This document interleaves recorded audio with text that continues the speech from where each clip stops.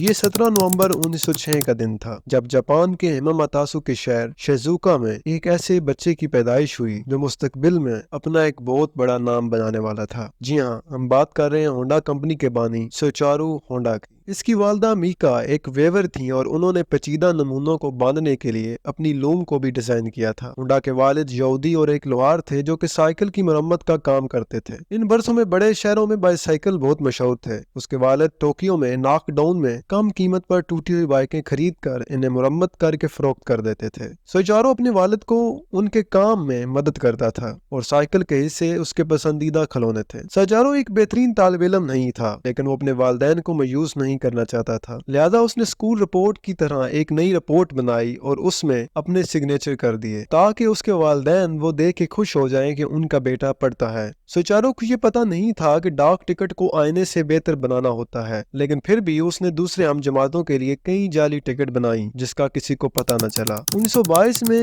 8 سال کی تعلیم مکمل کرنے کے بعد سوچارو نے ایک اخبار میں ملازمت کا اشتہار دیکھا جس میں لکھا تھا کہ ٹوکیو میں آرٹ شوکائی آٹو کمپنی کو مرمت کے لیے مکینک چاہیے۔ یہ دیکھ کر تو ہونڈا کی آنکھوں میں امید کی کرن جاگی اور وہ سیدھے جاپان کے دارالحکومت ٹوکیو چلا گیا، جہاں اسے نوکری پر رکھ لیا گیا لیکن صفائی کے کاموں کے لیے چن لیا گیا کیونکہ اس کی عمر کم تھی۔ ہونڈا نے یہ کام بھی بڑی محنت سے کیا، لیکن پھر بھی وہ آگے سے آگے بڑھنا چاہتا تھا۔ ہونڈا کی ان دلچسپیوں کو دیکھ کے کمپنی کے مالکان نے ہونڈا کی قابلیت کو پہچان لیا اور اسے آٹو مرمت کی دکان کے مالک نے دوسری ورکشاپ میں کام کرنے کی اجازت دے دی، جہاں وہ ہر رات ریسنگ کاریں ڈیزائن کرتا تھا۔ 1923 میں زلزلے کے دوران سوچارو نے جلتی گیراج سے 3 گاڑیاں نکال کر مالکان کا دل جیت لیا، جس کے بعد ہونڈا کو آرٹ شوکائی میں اسسٹنٹ کے طور پر تفویض کیا گیا۔ اس نے ورکشاپ کے مالکان ساکا کبیرہ بھائیوں کو ریس کار ڈیزائن کرنے میں مدد کی۔ سوچارو ریس میں سوار مکینک تھے اور ان کی ٹیم 23 نومبر 1924 کو 5ویں جاپان موٹر کار چیمپئن شپ میں پہلی پوزیشن حاصل کرنے میں کامیاب ہو گئی۔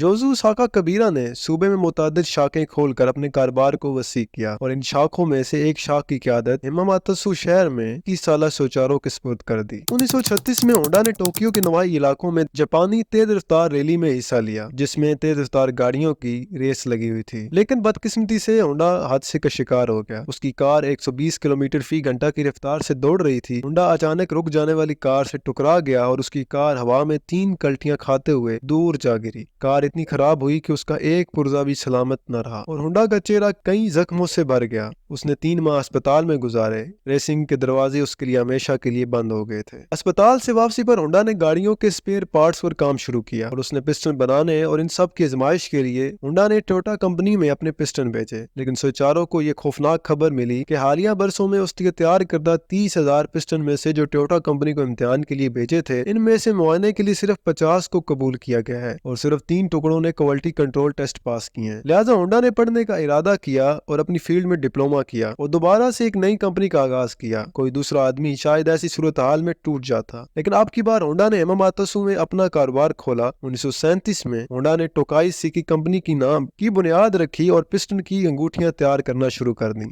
جس کی پروڈکشن ٹیکنالوجی آخر کار اسے کہیں سے مل گئی تھی۔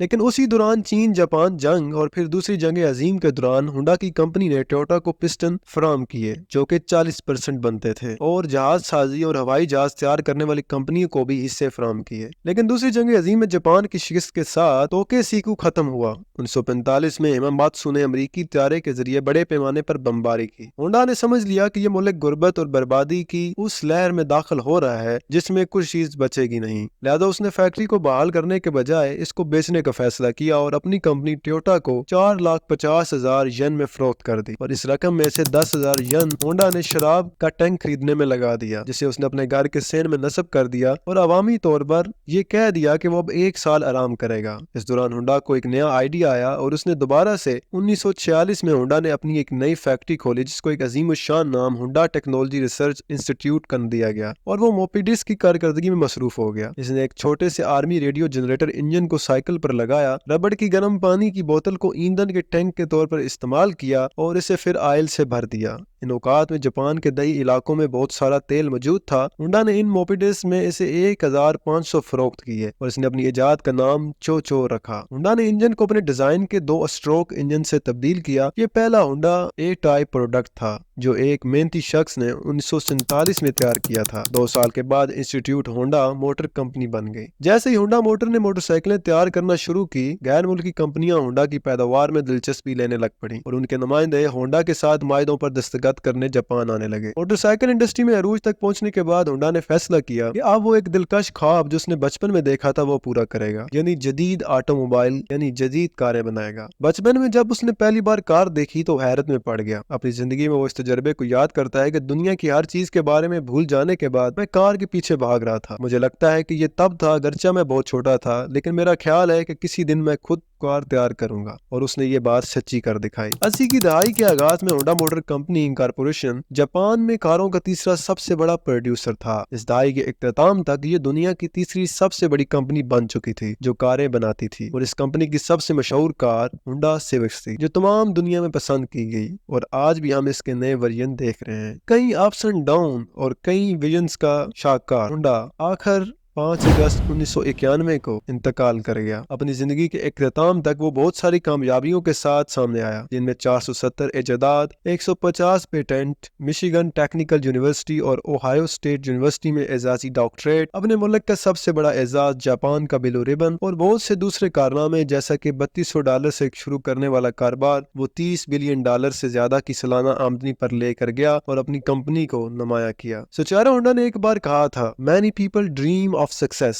I believe that success can be achieved only through repeated failure and self-analysis. Success is only 1% of your work. The rest is overcoming obstacles. If you are not afraid of them, success will come to you itself." یعنی بہت سے لوگ کامیابی کا خواب دیکھتے ہیں، جو یقین ہے کہ کامیابی صرف بار بار ناکامی اور خود تجزیے کے ذریعے حاصل کی جا سکتی ہے۔ کامیابی آپ کے کام کا صرف 1% ہے، باقی رکاوٹوں پر قابو پانا ہے۔ اگر آپ ان سے خوفزدہ نہیں ہیں تو کامیابی آپ کے پاس ہی آئے گی۔ دوستوں، اگر آپ کو یہ ویڈیو انفارمیٹو لگے تو EGZ کیفے کو لائک، سبسکرائب ضرور کر کے اپنی پسند کا اظہار کیجیے گا، اور ہاں، ہونڈا کی سچی کہانی کو اپنے دوستوں کے ساتھ شیئر کرنا نہ بھولیے گا۔ زندگی رہی تو ملیں گے اگلی کسی ویڈیو میں۔ اللہ نگہبان۔